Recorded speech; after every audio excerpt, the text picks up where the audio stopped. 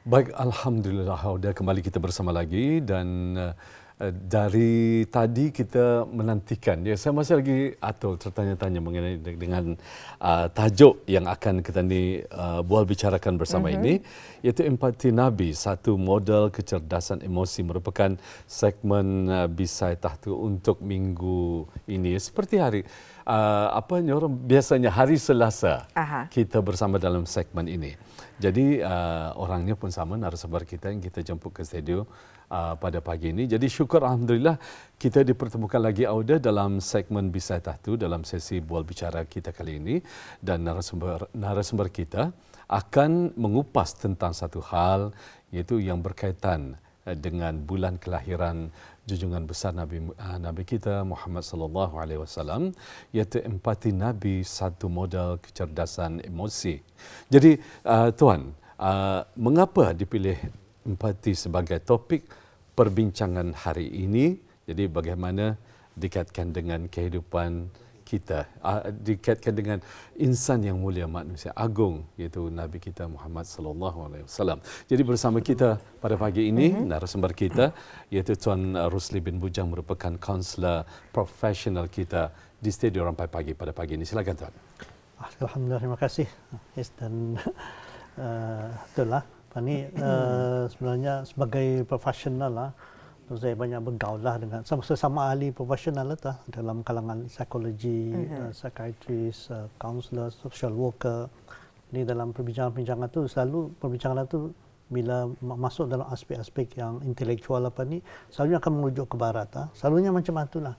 Dan kebetulan dalam perbincangan itu berlaku dalam bulan kelahiran Rasulullah SAW ini kena.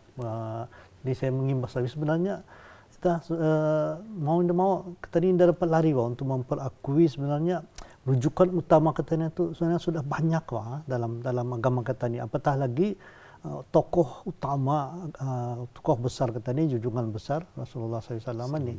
Sebetulnya sebab tu saya memilih tajukan ni empati ni kan, sebab empati ni dalam konteks bila kita membicarakan tentang kecerdasan emosi ataupun emotional intelligence, ya antara teras mengenai dengan kecerdasan emosi. Orang tu belum dapat dikatakan yang punya kecerdasan emosi yang tinggi kalau yang dalam punya empati. Dan bila berkatakan tentang empati ni kalau di barat itu kan literature yang dibaca, kajian-kajian yang banyak di barat itu banyaknya berkisar tentang aspek pemikiran saja. Empatinya itu lebih pada bentuk pemikiran. Sedangkan Rasulullah SAW empatinya itu lebih menyeluruh dalam bentuk perkataannya, dalam bentuk perbuatannya ada, dalam bentuk kehidupannya bermasyarakat itu ada.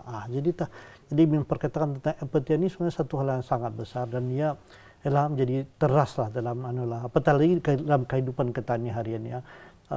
Masyarakat harian ini, generasi harian ini sudah macam tu, stres satu macam satu perkara yang macam lumbah kehidupan yang macam satu hal yang dapat diterima saja. Dan dalam masa yang sama segala tekanan, cabaran yang kita ni lalui hari ini, kemajuan juga membuatkan kita ni itu semakin disconnected, semakin renggang lah kehidupan kita ni berkeluarga dan di tempat kerja. Dan sehingga betul membawa kepada hidup terlampau individualistik, hubungan menjadi renggang. Cabaran-cabaran itu, cabaran kehidupan hari ini seolah-olah tidak ada penghujungnya. Yang disebabkan oleh salah satunya itu punca daripada ketiadaan empati inilah, ataupun empatinya yang rendah itulah. Sebab kenapa empati ini penting? Sebab ia mampu membuatkan kita itu lebih memahami orang lain dan juga diri kita ini sendiri. Artinya empati itu secara simpelnya macam itulah. Dan insyaAllah bila kita mempunyai empati yang tinggi ini, ia akan dapat meningkatkan lagi kesejahteraan hidup kita ini, hubungan kita ini. Dan bahkan kalau kita mempunyai konflik pun, bila kita menghadapi sesuatu konflik dengan empati yang tinggi, ia akan memberikan hasil yang berbeza. Tidak sama kalau kita ini menghadapi persoalan kehidupan kita hari ini dengan empati yang tinggi. Kita ni punya tu akan sama, perspektif kita ni, cara pandang kita ni tidak sama. Sama juga kalau melihat masalah. Melihat masalah itu pun dua-dua. Kita ni dalam keadaan bermasalah, kita ni tidak bermasalah, kita ni akan dapat melihat bahkan mensyukuri sebenarnya semua ni sebenarnya adalah ujian dan macam itulah. So, artinya dengan empati ni insya-Allah ketani akan keluarga ketani, kehidupan ketani itu semua akan menjadi lebih baik lah insya-Allah. So artinya dan kaitannya dalam kehidupan ketani masyarakat itu secara keseluruhannya ketani itu akan menjadi masyarakat yang lebih sejahtera ataupun dalam bahasa kaunseling itu dipanggil lebih terapeutik. Terapeutik artinya ketani saling dapat mensejahterakan, saling membahagiakan orang lain ini, diri ketani dan orang lain itu. Sebetulnya itulah dalam konteks pembicaraan pagi ini saya ingin menjembatani menjembatani ini aspek psikologi ini dengan empati kenabian ini. Kayak macam mana Rasulullah SAW itu menunjukkan empatinya yang sangat exemplary lah dari manusia yang ada hari ini, yang dapat mengalahkan contoh-contoh empati yang dipertunjukkan. Itu yang ingin saya perkatakanlah pesan insya-Allah. Jadi ia sebenarnya kalau kita lihat memang sudah lama, tapi cuma kita kurang mempraktikkan. Jadi di sini Tuan, apa sebenarnya signifikan memahami dan juga memaknai empati daripada perspektif psikologi dan juga sunnah Nabi Muhammad sallallahu alaihi wasallam. Okey. So satu sebelum itu saya ingin jelaskan dulu macam mana. Ada kalau simpati itu selalu kita mendengarkan tu, selalu mendengar. Dan sebenarnya agak berbeza dengan empati. Okay? So kalau diringkaskan dalam bahasa mudahnya, kalau simpatiannya terjadi sesuatu musibah kepada orang lain. Jadi kita ni simpati. Kasihan. Sebenarnya perkataan kasihan itu bagus tu, kasih je tu. Kata dikasihan dengan orang, okey. Tapi dalam realitinya secara operasional kasihan itu seolah kata ni, dia macam setakat atus ya, Pak. Tidak ada tindakan positif daripada kata ni. Kasihan, setakat atus ya. Sedangkan empati saling dapat seolah-olah dapat merasakan penderitaan, kesusahan, kepayahan orang lain itu. Jadi kalau tidak dapat merasakan itu kan kesusahan, kepayahannya itu, dan kata ni komunikasikan, kata ni lontarkan tadi kepahaman ketani kepahaman atau empati itu. So artinya empati itu tani memahami, dapat melihat permasalahan orang itu daripada perspektifnya dan kita disampaikan ke arahnya. Contoh macam aku ni lama sudah ingin sakit macam mana ni macam bisanya mendadak apa masalah kata dia awal banyak bincang untuk ada pandang mata makin kurang. Jadi kalau orang simpati Allah okey tu dari apa tu kan satu yang menepikan perasaan yang ada di sebalik itu. Tapi itu kalau macam empati ni kan ataupun saya buat analogi macam inilah, ambillah ada orang terjatuh dalam sebuah lubang lah misalnya lah. Jadi kalau orang simpati, ia akan berada di atas lubang itu saja. Orang ada di bawah kan dia terjatuh kan, gelap dalam lubang, dalam gua lah katakanlah ia ada di atas. Tapi tidak dapat turun. Jadi kalau kata di atas, macam mana rasanya di bawah tu? Allah payah hasilnya, usulnya hanya kata dia. Jadi kata ni memahami macam itu saja. Tapi kalau orang punya empati yang tinggi, ia akan berusaha untuk turun ke bawah dan meyakinkan orang tu, macam mana usulnya keadaannya. Baru dia dapat benar-benar memahami. Pasal dia berada dalam situasi itu. Kalau orang indah di atas kita mau apa? Dari atas satu kenya, ini yang maunya. So, padahal maunya lain lagi kali. Dalam konteks kehidupan biasa kan, aku dia ada anaknya, tapi ingin masa dia orang sibuk biasa kan, anakku ni semua ada anunya, yang lain itu 1A 2A jadinya. Kalau lagi seorang ni baik sudah tu, anakku seorang pun dah dapat 1A ni misalnya. So sebenarnya ia akan bagi empati, tapi salah empati. Again, di sana tadi Anda berikan perhatian perasaan, tema yang dibawakannya tu, okey, ataupun aku ni macam-macam lah bentuk-bentuk empati itu. Satu thing untuk mudah memahami. Jadi simpati itu kata ni seolah-olah kesian saja tanpa ada tindakan. Sedangkan empati ketani dapat memahami perasaan orang itu sesuai dengan kepahamannya itu daripada perspektif ke dia dan ketani menyuarakan aku merasa dok bilang aku tahu apa aku katakan akan aku cakap benar tapi barat itu sulnya untuk memahami perasaan itulah. Tapi tendensi ketani, kecenderungan ketani kan dia orang ini bukan bersuara kan mengeluahkan isi hatinya. Tendensinya kecenderungan ketani terus ketani nasihat. Okey sudah tu dia apa tu hilang terang tu susah apa jua tu. Again itu satu cara bentuk perbualan yang kurang tepat. Kenapa? Sebenarnya bila orang tu sudah bersuara kan meluahkan isi hatinya tu sebenarnya ia mau didengari. Kalau kamu menyelesaikan masalah satu peluang tapi sebenarnya yang lebih utama adalah untuk petani mendengar keluhannya, rintihannya. Apabila petani mampu memberikan pendengaran atau catatan, memberikan perhatian, insyaAllah itu sudah dapat mengurangkan bebanannya tu. So dia tu berbeza empati dalam konteks inilah. Jadi kalau Rasulullah SAW karena sendiri kan dalam Quran pun ada ma arsalnaka illa rahmatan lil alamin, bahwanya hendak kami utus yang hanya turun ke bumi ini melainkan untuk menjadi contoh yaitu contoh teladan kepada orang lain. Dan sebenarnya itulah artinya dengan adanya empati yang tinggi ini dalam saya tadi itu kan dalam psikologi barat itu ya sudah banyak memperkatakan dari dulu sudah sampai hari ini. Tapi Rasulullah SAW sendiri dalam banyak-banyak insiden kejadian baginda Nabi menunjukkan itu cara betul mendengar memberikan perhatian sepenuhnya bila mendengar itu deep listening ataupun active listening, mendengar secara aktif. Maksudnya mendengar secara aktifnya bila kata ini mendengar ada orang menyuarakan isi hatinya. Kata ni yang mendengar ni jangankan pasal dia akan menjawab saja, akan merespon. Sebab bila kata ni kan mendengar permasalahannya dan kata ni otomatik akan menjawab. So artinya kata ni mana mendengar sepenuhnya tu. Pasal semasa ia bercakap kata ni mikirkan jawapan. Kata ni dah mendengar sepenuhnya apa yang disampaikannya tu. Jadi mendengar yang baik itu sebenarnya yang dicontohkan Rasulullah itu benar-benar mendengar tanpa ada judgmental ada atau kalau kita ni mendengar dengan penuh empati, contohnya kita ni ada perspektif taking, ada kita ni menghilangkan kita ni cuba memahami daripada perspektifnya tu. Yang kedua kita ni ada menilai atau judging percakapannya tu. Dan ketiga tu kata ni mengenal pasti dan seterusnya menyampaikan. Jadi Rasulullah tu tadi mendengar dengan penuh secara mendalam. Kemudian baginda Nabi SAW juga dengan bila dalam komunikasinya, dalam interaksi itu penuh dengan kelembutan, dengan keramahan.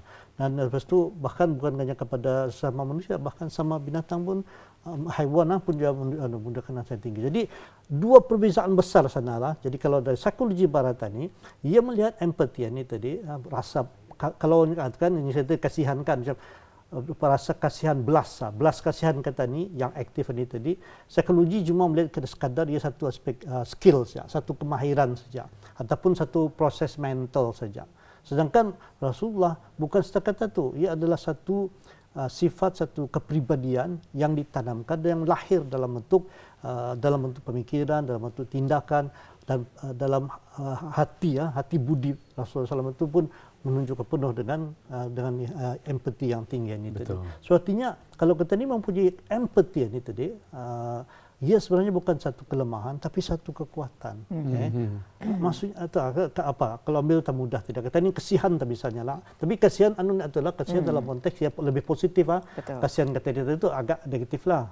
Ini kasih katanya itu kan belas ihsan kasihan katanya itu dalam bentuk yang positif. Ia bukan satu kelemahan tapi satu kekurangan. Maksudnya katanya kan tiba-tiba dengan orang jahat misalnya pun kata ni kasihan tu juga. Padahal tadi sebetulnya ayat jahat dia mencuri juga, dia melang je ni kan.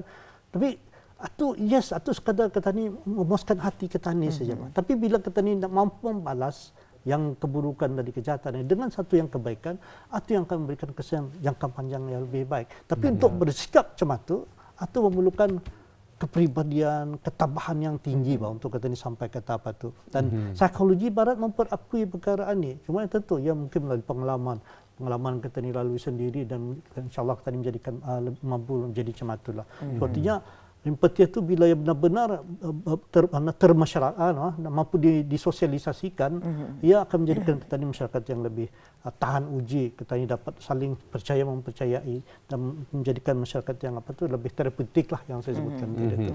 Jadi bila kita perhatikan dengan penjelasan daripada Tuan sebentar tadi jadi kita amat faham baginda Rasulullah SAW mengajarkan kita untuk baginda mengajarkan kita untuk meletakkan diri kita tu pada masalah orang lain. Maksudnya baginda apabila bertemu dengan umatnya yang mungkin berhadapan dengan situasi mungkin yang mendukacitakan ataupun yang seumpamanya. Jadi baginda sangat berempati ataupun meletakkan jiwanya dengan seseorang itu. makanya baginda Rasulullah sallallahu alaihi wasallam memilih untuk hidup dalam sederhana, untuk tidak berlebih-lebih. Jadi itu pendidikan yang sangat mulia. Dan mungkin dengan seperti Tuan contohkan ataupun kongsikan contoh-contoh empati dalam kehidupan baginda Rasulullah sallallahu alaihi wasallam itu sendiri, dan bagaimana kita ni boleh mengambil, Tuan, mungkin dapat dijelaskan lagi pengajaran daripada sikap empati Nabi untuk diaplikasikan dalam menghadapi cabaran dan juga ujian kita ni di era kita ni masa. Terima kasih. Sebenarnya itu sudah salah satu contoh tu. Ada kaitan contoh yang ingin saya sampaikan tadi channel Rasulullah tu. Ada satu insiden di Taif, baginda tu di pemandangan batu, di apa tu, Allah kena ucapkanlah sama masa berjalan tu kan ada disihir juga, disihir juga. Jadi malaikat tu malaikat ni anunya lain kan malaikat yang menyaksikan menjaga gunung tu sampai ya Rasulullahnya dia dah tega banyak katanya memerhatikan Rasulullah, kekasih Allah tu diperlakukan macam itunya. Baik itu sajanya minta saja mau aku angkat gunungan ni dan tumpahkan kepada beristiannya sampai macam tu malaikat tu. Artinya ada empati tu, ada perasaan tu tadi. Tapi jangan Rasulullah tu bila malaikat memberikan ada pilihan macam tu indahnya. Ia dulu akan sajanya, boleh saja mana tahu daripada keturunannya akan lahir daripada generasi-generasi akan beriman kepada Allah Ta'ala. Itu pilihannya. Pada Rasulullah itu ada pilihan kan? Malaikat sudah bagi pilihan. Artinya empati ini tadi, ia sebenarnya adalah satu pilihan juga. Pilihan bila dalam keadaan situasi kita ini tertekan. Kita ini memilih untuk bersedih atau memilih untuk mensyukuri, ini ujianmu ni. Kalau ini benar-benar ujianmu, berikan aku kekuatan. Kekuatan untuk menghadapi ujian ini. Kalau tadi saya berdoa untuk menghilangkan. Artinya, belum ada tu. Kita berdoa untuk supaya kekuatan supaya kita dapat menghadapi ujian. Itu antara satu bentuk empati. Jadi itu contoh pertama. Kemudian ada contoh lain lagi Rasulullah masa ia mengimamkan sembahyang berjemaah, dan dalam itu sebenarnya Rasulullah itu dalam hadis itu beritahu ia memang berniat untuk memperpanjangkan sembahyang itu. Tiba-tiba dalam sebenarnya itu kedengaran anak-anak menangis. Dalam Sahih Bukhari dan Muslimah, itu kedengaran anak itu menangis dan Rasulullah itu mengambil tindakan untuk memendekkan sembahyangnya itu. Sebab mendengar tangisan anak tersebut, yang dia mau menjadikan ibunya yang dalam keadaan tertekan macam tergesuk, dia juga khusyuk lagi tu solatnya tu mikirkan anaknya. Jadi mana tu dipendekkan. So ini lagi satu bentuk empati. Artinya katanya itu memikirkan sana perasaan, pertimbangkan juga perasaan orang lain itu. Sebab perasaan itu ibadat itu tetap ibadat, satu kewajipan. Tapi macam kanak-kanak ini tadi kena itu satu keperluan lah. Keperluan kalau ia dah diberikan perhatian oleh ibunya tu dalam masa yang terdekat itu boleh memberikan kesan yang sesuatu yang kurang baik lah di masa akan datang. Bahkan kajian psikologi sebenarnya pernah silap ni. Di awal tahun 20-an 30-an macam tu, durang kita ajarannya kan ajaran sesat ni psikologi. Katanya kalau anak-anak tu menangis dibiarkan dia saja menangisnya sampai habis tangisannya tu. Kalau 2 jam biarkan dia menangisnya. Dan ternyata setelah 10 tahun 20 tahun sampai ini satu cara yang salah. Tapi Rasulullah sudah 1400 tahun yang lalu sudah beritahu dipendekkannya sembahyang supaya ibu itu dapat memeduli anaknya itu. Sebab pemedulian itu sangat penting. Itu keperluan. Maksud keperluan ibadat tetap ibadat. Beza keperluan dengan ibadat tadi macam minum misalnya, minum.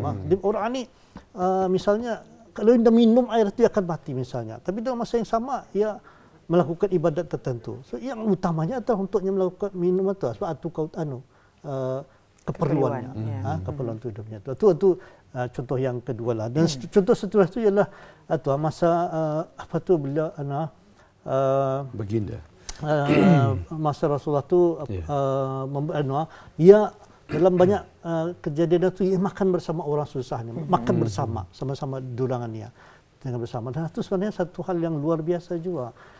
Sebabnya kebersamaan itu baginda bersama orang itu satu bentuk inklusiviti, inklusif. Maksud inklusif itu kita ini mengurangkan satu bentuk stigma untuk jangan tahu bersama orang susah-susahan ini. Orang susah biarlah, sebab itu mungkin ulah orang sendiri sehingga menjadi susah macam itu. Kita ini orang senang ini macam itu. Tapi Rasulullah indah ia makan bersama orang susah ini satu bentuk dapat mengurangkan stigma. So artinya ataupun lahir daripada satu empati yang tinggi ini juga. Dan contoh yang keempat itu adalah apabila baginda Nabi SAW melihat ada unta yang macam nampak unta tu sedang kelelahan lah, digunakan dengan cara yang tidak wajar lah, nampak daripada perutnya tu. Jadi dan sama dengan ada kejadian itu ada sahabat dalam kalangan sahabat itu yang mengganggu burung-burung. Jadi Rasulullah tu menyuruh orang tu merihatkan unta tu supaya dapat diberikan kelihatan yang cukup lah. So again, ini satu bentuk, satu contoh empati bahawa Rasulullah itu bukan hanya menunjukkan empati kepada sesama manusia, tapi kepada haiwan pun ditunjukkan empati macam itu. Belas belas kasihan yang positif ini tadi ditunjukkan bukan hanya sama manusia tapi sama dalam keadaan pun juga. So artinya bila kita mengambil bentuk empati ini tadi perasaan yang dengan penuh ihsan ini tadi ataupun belas kasihan ini tadi artinya kalau di rumah kalau kita mengamalkan empati yang tinggi, kita akan mampu mendengar keluhan intihan ahli keluarga kita ni, anak-anak kita ni. Bukan hanya orang baru bercerita terus kita ni menasihati ke dia, dengarkan dulu keluhannya, intihannya tu. Maksudnya anak-anak datang mengadu ini. Dan tadi sebagai ibu bapa mentang-mentang sudah hidup lebih lama, lebih banyak makan garamnya, terus tadi mereka ni anaknya tu lah hilang tu kada. Tidak. Baru semalam ada klien lah datang jumpa saya dan anak ini tadi macam ibu bapanya mengadu anaknya ni macam mengamuk di rumahnya meronta-ronta. Okay. Dan dipikirnya ada gangguan lah. So di bawahnya saya tu kalau saya dua-dua tu saya scan juga lah, men-scan aspek psikologinya juga, men-scan aspek kalau ada gangguan yang bukan psikologi ini juga. Tapi ternyata anak itu sebenarnya ada gangguan emosi sebenarnya. Iaitu sedang macam ada bentuk, ada unsur-unsur bully lah di sekolahnya. Ia kena ucapkan lah. Okay. Bila kena ucapkan ni disimpannya sehari-hari. Saya berapa orang, ramai. Kalau sudah kali apa buat? Anda dia pun tak apa-apalah. Jadi setiap energi negatif tadi itu yang orang bully dan mengucapkan itu disimpannya saja, simpan sampai lama dia lagi ia tekap di dalam satu macam meluapnya katanya dalam bentuk yang mengamuk menandang apa ini. Now depatnya ni kan ya cubalah mengadukan hal ni. Ini lah ibu panjakan ni. Jadi terus sana tu sebenarnya tanpa disengaja pelan pasal tapi bapak tu ada kemahiran. Bawa bang panggil polis apa ni kan. Tapi sebenarnya bila yang keluhannya ni tadi yang dia sampai. Bayangkan kita ada empati tadi didengarkan kenapa ni. Karena ni saya gini bercerita bahala tu. Jadi sudah your parent tahu maklum pulangnya kan. So kalau yang tadi tu insya-Allah kalau ia dapat diajarlah saya ajar macam mana menangani orang bulian ni apa ni. So salah satu tips yang masalahnya kena bulian ni kalau orang ucapkan terima saja. Ya kah, kau paling bidar sekolah. Ya kah, terima kasih begitu kan. Apalagi akhir lama dia lagi terbuli tu orang tu. Tapi akibatnya tadi anak ni mengalami trauma. Traumanya tu macam-macam yang mimpi yang menakutkan dan berterusan mimpinya tu. Itu sebenarnya adalah hasil proyeksi daripada dalaman yang ia being helpless dah dapat berbuat apa-apa . Tapi kalau saya dah dilawan tu lah kalau ada mimpi kena bubut hantu bubut balik hantu tu ringkas macam tu lah. So maksudnya tu ia mesti ada self control . Dan bila ada kawalan diri macam tu dapat mengawal keadaan, insya-Allah segala mimpinya ia terbangun malam tu automatik akan hilang. So kan itu tadi lahir daripada bentuk empati tadi. Ini kerana ada kemahiran kan tu. Kemudian kalau di tempat kerja pun sama juga. Kita akan kalau dengan empati yang tinggi ini kita akan berikan layan yang dengan penuh hikmah lah di pejabat misalnya. Kalau ada anak buah yang menunjukkan masalah-masalah tertentu, perubahan-perubahan tingkah laku. Tadi akan terus menilai bis dia tapi memberikan pendekatan yang untuk membantu bis dia tanpa menilai lebih awal. So itu di tempat kerja. Dan dalam masyarakat pun sama, insya-Allah katanya akan menjadi lebih tua kalau kita ni jangan kita ni mudah menilai segala permasalahan yang berlaku di sekeliling kita ni. Tapi bahkan utamakan pandangan hati yang lebih jernih, lebih neutral lah melihat keadaan itu. Sebenarnya sangat luar biasa kalau kita mempraktikkan apatah lagi yang Tuan kongsikan pada hari ini mengenai dengan empati Nabi, satu model kecerdasan emosi. Kalau tadi gejala buli ini sangat meluas ketika ini, itu yang kita bimbangkan dan ada baiknya juga dengan adanya sedikit pencerahan dan juga antara contoh yang diberikan untuk kebaikan ini dapat kita guna pakai. Dan di sini dengan tajuk yang kita bincangkan ini dengan ternyata pemahaman dan juga ciri akal ini mengenai dengan empati baru saja Tuan sampaikan dan mempunyai manfaatnya yang tersendiri dan sangat besar. Jadi mungkin apakah antara tips tertentu bagaimana kita boleh melazimkan empati ini? Ya, Alhamdulillah. Dalam saya singkat tadi lah. 4 minit. 4 minit. Alhamdulillah, saya cuba. So pertama, I think kelas satu ciri empati yang tinggi itu menjadi pendengar yang baik. Okay? Pendengar yang baik ini apapun masalah yang dibawakan, kata ini jangan terus-terus menilai, terus-teruskan menjawab ataupun merespon apapun. Dengar saja, dengar untuk memahami, bukan mendengar untuk terus menasihat atau bagi jawaban. Itu saja. Itu perangkap yang paling masalah saya melihat sebagai kaunselor beliau Melintang. Bila kita mendengar itu kita kan menjawab dan teruskan memberikan jawaban itu dan terus menasihat. Itu kurang tepat sebenarnya. Jadi menjadi pendengar yang baik. Mendengar untuk memahami tapi bukan mendengar untuk menjawab saja, setakat menjawab. Itu yang pertama. Kemudian wujudkan itu memberikan dengan penuh kesabaran perjuangan. Dan dalam bentuk tindakan ini pun kita ini perlu menghasilkan tindakan kita itu mencerminkan satu hati budi yang penuh dengan ketenangan, dengan kebaikan, kindness dengan penuh rasa hormat. Artinya kita ini menghormati orang. Orang itu maksud tak orang yang kata ini dia mungkin dah baik, yang mungkin ya dia lebih baik daripada kita ini misalnya. So, ada contoh Rasulullah bila kalau dalam agama katanya kalau kita melihat kanak-kanak katanya memandang dia oh ya baru lahir banyak dosanya lah aku ni sudah banyak dosa macam tu lah. Kalau orang yang lebih orang yang lebih alim kena apatah lagi kan yang lebih mulia daripada kita ni.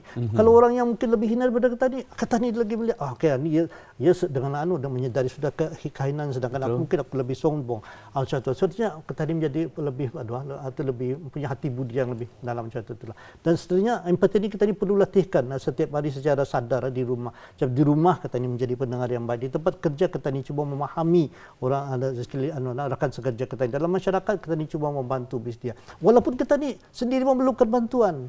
Sebab ujian Allah itu di sana. Kita ni memberikan bantuan apabila kita ni dada yang kata ni tolong itu. Itu pertolongan yang lebih baik di sisi Allah Taala tu. Dada. Kalau ada lain cerita. Tapi dah atur macam dan akhir sekali itu itulah artinya dalam mana ni bila kita ni dan saya mengaitkan tadi dia bukan hanya aspek saya kalau lihat sebagai aspek psikologi bukan menjadi ibadat tapi kalau saya melihat banyak empati ini satu bentuk Rasulullah SAW sendiri sudah mengamalkan jadi saya sebenarnya mengamalkan satu sunnah Nabi untuk menjadi orang yang penuh rahmah penuh kasih sayang terhadap sesama bukan hanya sama manusia sama sahabatnya ahli keluarganya bahkan sama haiwan pun itu sehingga atutah yang malah tadi sebut tadi kehidupan tadi menjadi penuh dengan sakinah mawaddah warahmah. Jadi hidup yang penuh dengan berkat, yang penuh dengan ketenangan dalam kehidupan tadi. So itu daripada itu. So artinya yang empati yang kita ini keamankan yang kita ini kalau kita ini sosialisasikan insya-Allah ia akan menjadi satu bentuk legacy kalau dalam keluarga legacy keluarga kita ini untuk kita diturunkan kepada anak cucu kita ini itu menjadi anak-anak menjadi generasi yang penuh dengan rahmah bila ia di sini kita di sini penuh rahmah penuh dengan empati insya-Allah itu akan menyebarkan menjadikan kesan yang berganda kepada orang yang sekeliling kita dan akhirnya kita ini masyarakat ini pun akan menjadi masyarakat yang penuh rahmah dan terapeutik insya-Allah. Alhamdulillah, itulah ya ilmu yang diberikan hari ini sangat memberikan manfaat kepada kita. Besar manfaatnya untuk kita ni dengan tajuk yang dibincangkan pada hari ini satu model kecerdasan emosi empati Nabi. Dan mungkin masa akan datang segmen Bisai Tahtu, siapa tahu ya, boleh dengan silent treatment. Itu merupakan satu speak louder bagi mereka yang untuk menyelesaikan masalah ya Tuan ya. InsyaAllah. Siapa tahu. InsyaAllah. Jadi apapun terima kasih Tuan dengan pengisian dibawakan pada hari ini. Jadi kita jumpa lagi. Assalamualaikum. Assalamualaikum warahmatullahi wabarakatuh.